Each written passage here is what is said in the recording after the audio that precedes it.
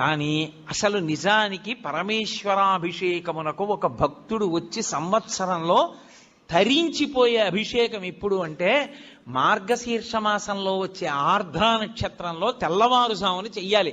చిదంబరంలో నటరాజస్వామికి చిదంబరంలో మోక్షలింగము అని శంకరాచార్యులు వారు పరమశివుడి దగ్గర నుంచి 5 లింగాలు తీసుకొచ్చారు.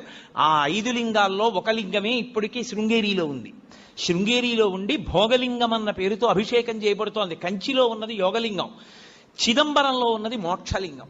చిదంబరంలో ఉన్న మోక్షలింగానికి ఆర్ద్రాభిషేకము అని ప్రత్యేకం చేస్తారు.